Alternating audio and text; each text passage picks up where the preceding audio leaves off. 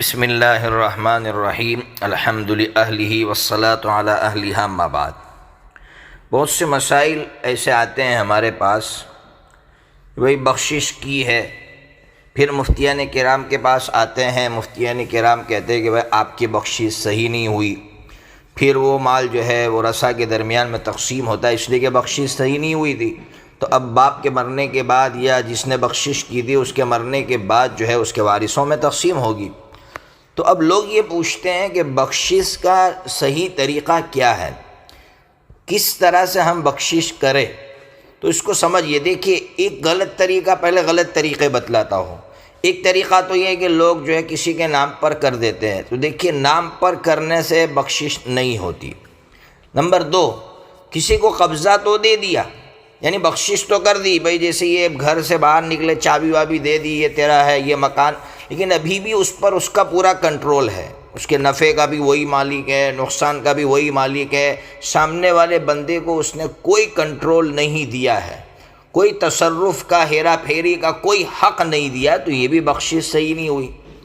تیسرا طریقہ ہمارے یہاں ہوتا ہے کہ مکان دے دیا، لیکن جس نے دیا اس کا سامان اس کے اندر ہے، تو ظاہر سی بات ہے پھر بھی بخشش صحیح نہیں ہوتی ہے۔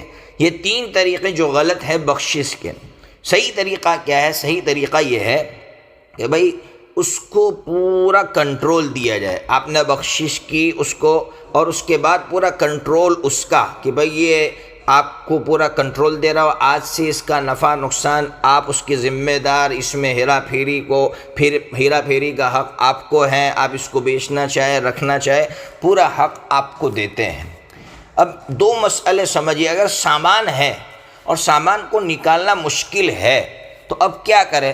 تو اس کی دو شکل ہیں، یا تو اس سے کہہ دے یہ سامان جو ہے یہ میرا ہے، بطور امانت کہ آپ اپنے پاس رکھیے، تب بھی بخشش صحیح ہو جائے گی، یا پھر اس کو استعمال کرنے کے لیے دے دے کہ بھئی یہ سامان میں آپ کو استعمال کرنے کے لیے دے رہا ہوں، تب بھی بخشش صحیح ہو جائے گی۔ ایک مسئلہ بخشش کے تعلق سے یہ ہوتا ہے کہ جس نے بخشش کیا وہ اس میں رہنا چاہتا ہے، تو ظاہر سی بات ہے بخشش کے اصولوں کے مطابق تو نہیں رہ سکتا ہے، اس لیے کہ پھر تو سامنے والے بندے کا کوئی اختیار باقی نہیں رہا، کلی اختیار نہیں دیا، تو اس کا طریقہ کیا ہے؟ اس کا طریقہ یہ ہے کہ جس کو بخشش کیا ہے وہ خود اجازت دے کہ میری پوری اجازت ہے آپ کو، آپ اس میں جب تک رہنا چاہے آپ رہ سکتے ہیں، میں پوری اجازت دیتا ہوں۔ اگر اس نے اجازت دی ہے تو بخشش صحیح ہوگی، اگر اس کی اجازت کے بغیر وہ رہنے لگا تو پھر تو وہی ہوا کہ اس نے اس کو پورا کنٹرول نہیں دیا، پورا اختیار نہیں دیا ہے۔ ہمارے یہاں ہوتا یہ ہے کہ باپ بیٹے کو مکان بخشش تو کر دیتا ہے، لیکن بیٹا یا تو باپ کو اجازت نہیں دیتا، یا پھر اس کو برا سمجھا جاتا ہے کہ بیٹا باپ کو اجازت دے۔ نہیں بھائی، شرعی اعتبار سے اجازت دینا ضروری ہے، اگر اجازت نہیں دی جائے گی تو یہ بخشش صحیح نہیں ہوگی، پھر بعد میں پچھتاتے ہیں، پھر بعد میں جھگڑے وجود میں آتے ہیں۔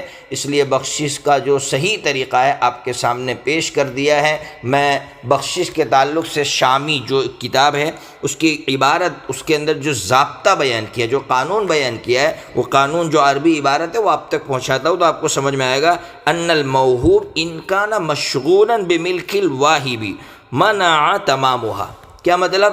جس چیز کو بخشش کیا جا رہا ہے اگر وہ بخشش کرنے والے کی ملکیت کے ساتھ مشغول ہوگی تو بخشش صحیح نہیں ہوتی ہے۔ جیسے ابھی میں نے بتایا کہ سامان ہے اس کا، اور جو ہے اب وہ اپنا مکان بخشش کر رہا ہے تو بخشش صحیح نہیں ہوتی، تو صحیح طریقہ کیا ہوگا؟ میں نے پورا طریقہ آپ کے سامنے رکھ دیا ہے۔ اللہ تبارک و تعالی مسائل سمجھنے کی توفیق عطا فرمائے۔